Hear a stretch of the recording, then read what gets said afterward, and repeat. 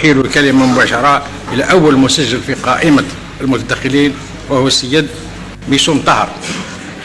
رئيس، سيد الرئيس، اليوم الرئيس راني طالب وباحث ولست نائب. هذه الوزارة الرئيس هذه راهي مش سبيسيفيك الرئيس، هذه الوزارة راهي اوريجينال، راهي ينتمي إلى جدنا وابن القطاع. هذا الوزير من خريجي مدرسة المعلمين، دكاترة دون بكالوريا، أكثر من 30 سنة في التعليم العالي حتى تعينوه كوزير.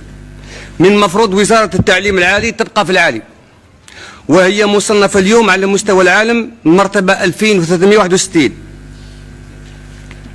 الوزير عمل حاجة مليحة للباحثين اللي راهم في الخارج، دار لهم سيت. هذا الدكتور كمال يوسف التومي هذا من قصر البخاري، متخصص في أبحاث الروبوتات في أمريكا. ماشي عيب تتعاملوا معهم بالإنترنت. واش يقول لك؟ يقول لك الغرب ليسوا عباقرة ونحن أغبياء، هم فقط يدعمون الفاشل حتى ينجح ونحن نحارب الناجح حتى يفشل. كيفاش يكون عندك بحث علمي والأستاذ خارج ولايته أجره 3 ملايين و800 حتى 4 ملايين و700؟ الجوار احنا عندنا في المدية في لوام يخلصوا فيه في الشهر 120 مليون. كيفاش يكون عندك بحث علمي والأستاذ الجامعي يرقد في الحمام أو في الإقامة الجامعية؟ احنا راه لوتيل تاع السفير رانا نخلصوا مليون في النهار. كيفاش يكون عندك بحث علمي والأستاذ في الكلية العلوم الإنسانية والإسلامية بوهران ما عندوش حشك مرحاض حتى يخرجوا للقهوة؟ جامعة الجزائر راهم يركزوا على عملية التدريس أكثر من تركيزها على البحوث العلمية. الأساتذة الجامعة بلا برنامج في مجال التدريس، يلجأ الأستاذ إلى السرقة العلمية من الإنترنت، بعدها يوزعها على الطلبة وقهوة موح واشربوا روح. حتى السرقة العلمية في مجال البحث العلمي لأصحاب الدكتوراه هذو اللي عندهم الدكتوراه هذو. جامعة الجزائر 2 كلية الأدب العربي، أستاذ اسمه قيصر يتبع المذهب الشيعي ولا أحد يراقبه. هذا السؤال المطروح، علاه ما كانش مراقبة بيطاغوجية وإنشاء هيئات للتفتيش والمتابعة لتحسين أداء الأستاذ؟ لماذا لا توجد مفتشيات كباقي الوزارات؟ تشوف باكزامبل الرئيس هنا، أنا جبت لك اليوم كاع الكتب المجلة تاع الجامعة هذه، مجلة جامعة محتلة من طرف مدير الجامعة والمحيط تاعو، كأنها مجلة عائلية. تشوف هذا سلطاني الجلالي وداير بنته ثاني أستاذة معاه سارة السلطاني، وجبت لك كاع نفس الأشخاص اللي في الكتاب هذا في اللي تلقاه هو. كيف يكون عندك بحث علمي والناس محتلينها؟ كما يقول السيستم الألمدي هذا ماذا قدم لنا؟ واش يقول لك سيد؟ ليكيدين ماكسيموم تاع الطلبة.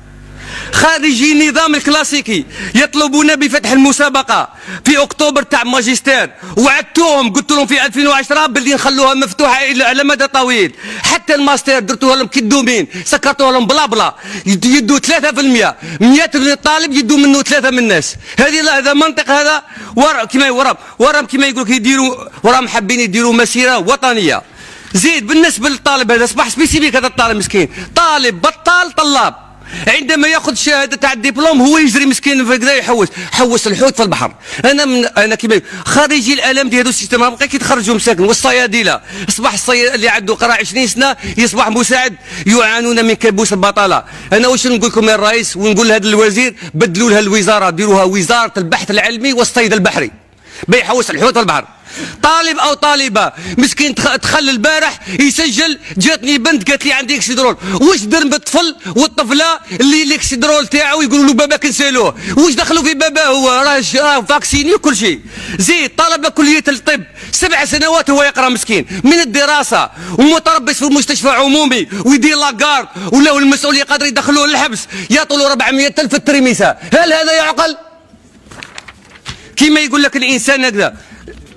زيد هنا الماكله تاع الطالب هذا، شوف قطو باش ياكل بالعمله الصعبه، والطالب الجزائري ياكل الوجبه الصعبه، لوبيا بلاش، حبه تاع بيض وحبه تاع فرماج وحبه تاع تفاح.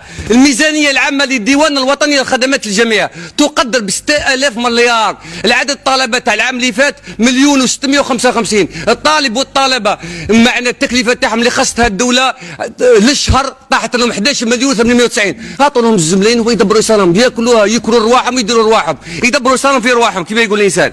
زيد وهذا واحد من عين الدفله وهذا من البليده. هذو ربحوا سنه الباك.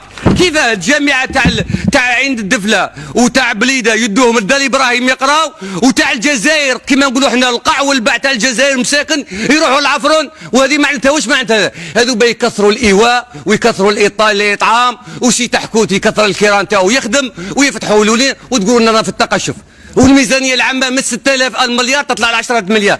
جامعه الجزائر بوزريعه انا راح فيهم الربح كما يقول الانسان. شكرا، ما نزيدوش، لا خلاص.